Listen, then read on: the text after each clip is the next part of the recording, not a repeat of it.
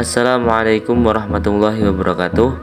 Di sini kami dari kelompok 12 akan mempresentasikan tentang filsafat barat kontemporer abad yang ke-20. Anggota dari kelompok 12 yaitu nomor 1 Hamdan Zaidah Rizky, nomor 2 Muhammad Alvin Al-Zaki, nomor 3 Niken Dunia Saputri, dan nomor 4 Atul Atiyah. Dalam filsafat barat kontemporer abad yang ke-20 terdapat 3 aliran, yaitu aliran praktisme, aliran fenomenologi, dan aliran eksistensialisme. Pragmatisme diambil dari kata pragma, yaitu bahasa Yunani yang berarti tindakan dan perbuatan. Kata pragmatis sering diucapkan orang-orang yang menyebutkan kata itu dalam pengertian praktis. Sebenarnya istilah pragmatisme lebih banyak sebagai metode untuk memperjelas suatu konsep daripada sebagai suatu doktrin kefilsafatan. Tokoh-tokoh dalam pragmatisme yaitu 1. Charles Sanders Peirce, filsuf pertama kali yang menggunakan pragmatisme sebagai metode filsafat, tetapi pengertian pragmatisme telah terdapat juga pada Socrates dan Aristoteles. Peirce memandang bahwa suatu hipotesa dianggap benar apabila mendatangkan manfaat. Pragmatisme dikategorikan dalam teori kebenaran. Peirce membagi kebenaran menjadi 2, yaitu kebenaran transendental dan kebenaran kompleks. Dan yang kedua adalah William James. Dalam bukunya The Meaning of Truth, James menyatakan bahwa tidak ada kebenaran yang mutlak, berlaku umum, yang bersifat tetap, yang berdiri sendiri dan lepas dari akal mengenal. Sebab pengalaman kita berjalan terus dan segala yang kita anggap benar dalam perkembangan pengalaman itu senantiasa berubah, karena di dalam praktek apa yang kita anggap benar dapat dikoreksi oleh pengalaman berikutnya. Menurut James, dunia tidak dapat diterapkan dengan berpangkal pada satu asas saja. Dunia adalah dunia yang terdiri dari banyak hal yang saling bertentangan. Yang ketiga yaitu Johann Dewey. Menurutnya, tugas filsafat adalah memberikan pengarahan bagi perbuatan dalam kenyataan hidup. Filsafat tidak boleh tenggelam dalam pemikiran-pemikiran metafisis yang tidak ada faedahnya. Filsafat harus berpijak pada pengalaman dan mengolahnya secara rintis. Fenomenologi. Secara sederhana, fenomenologi dapat dikatakan sebagai ilmu tentang fenomena atau apa saja yang tampak. Dalam hal ini, fenomenologi merupakan sebuah pendekatan filsafat yang berpusat pada analisis terhadap gejala yang membanjiri kesadaran manusia. A.M.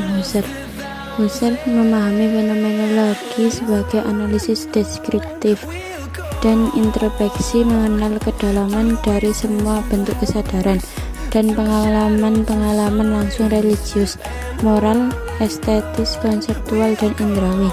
Menurutnya, fenomenologi membentangkan langkah-langkah yang harus diambil sehingga sampai pada fenomena yang murni. Fenomenologi mempelajari dan melukiskan ciri intrinsik fenomena, sebagaimana fenomena itu sendiri menampakkan diri kepada kesadaran. Husserl menekankan satu hal penting: penunda keputusan. Keputusan harus ditunda atau dikurung dulu untuk memahami fenomena. Pengetahuan yang kita miliki tentang fenomena itu harus kita lepaskan dulu agar fenomena itu dapat menampakkan diri sendiri. Martin Heidegger. Heidegger mulanya adalah seorang pengikut fenomenologi. Secara sederhana, kaum fenomenolog menghampiri filsafat dengan berusaha memahami pengalaman tanpa diperantai oleh pengetahuan sebelumnya dan asumsi-asumsi teoretis abstrak. Emil Husserl adalah pendiri dan tokoh utama aliran ini, sementara Heidegger adalah mahasiswanya, dan hal inilah yang meyakinkan Heidegger untuk menjadi seorang fenomenolog. Heidegger menjadi tertarik akan pertanyaan tentang ada atau apa artinya berada. Karyanya yang terkenal Being and Time, Ada dan Waktu, dicirikan sebagai sebuah ontologi fenomenologi. Gagasan tentang ada berasal dari Parmenides dan secara tradisional merupakan salah satu pemikiran utama dari filsafat barat. Persoalan tentang keberadaan dihidupkan kembali oleh Hegel setelah memudar karena pengaruh tradisi metafisik dari Plato hingga Descartes, dan belakangan ini pada masa pencerahan, Hegel berusaha mendasarkan keberadaan di dalam waktu dan dengan demikian menemukan hakikat atau makna yang sesungguhnya dalam artian kemampuannya untuk kita pahami.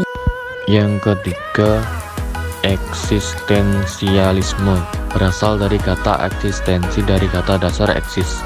Kata eksis itu sendiri berasal dari kata ex, keluar, dan sister, berdiri. Jadi eksistensi berarti berdiri dengan keluar dari diri sendiri.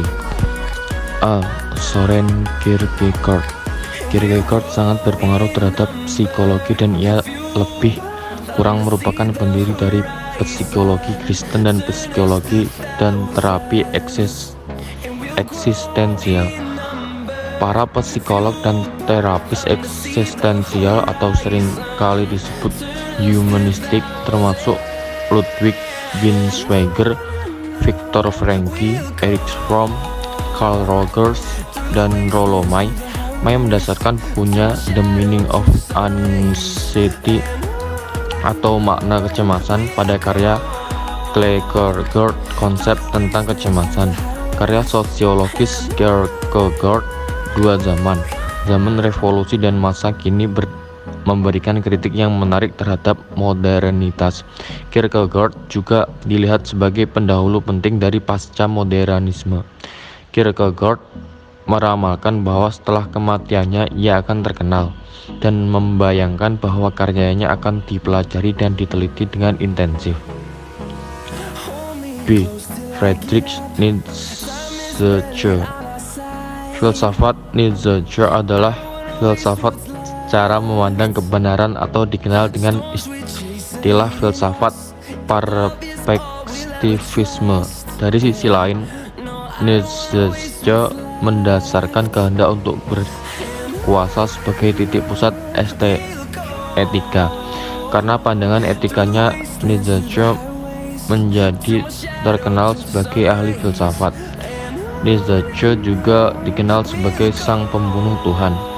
Dalam Also Sprach Zarathustra, ia memprovokasi dan mengkritik kebudayaan barat zamannya dengan meminjam uang selama semua nilai dan tradisi yang sebagian besar dipengaruhi oleh pemikiran Plato dan tradisi kekristenan.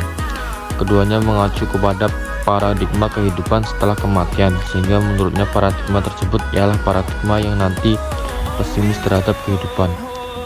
C. Jean-Paul Sartre. Titik tolak filsafat tidak bisa lain kecuali cogito atau kesadaran yang saya miliki tentang diri saya sendiri. Dalam hal ini ia membenarkan pendapat Descartes tentang cogito ergo sum, tetapi kesadaran itu tidak bersifat tertutup, melainkan internasional atau menurut kodratnya terarah pada dunia. Hal ini dirumuskan oleh Sartre demikian: kesadaran adalah kesadarannya sendiri, tetapi kesadaran akan diri sendiri tidak sama dengan pengalaman tentang dirinya. Cogito bukanlah pengenalan diri, melainkan kehadiran kepada dirinya secara non-tematis. Jadi ada perbedaan antara kesadaran tematis atau kesadaran akan sesuatu dan kesadaran non-tematis atau kesadaran akan dirinya. Terima kasih.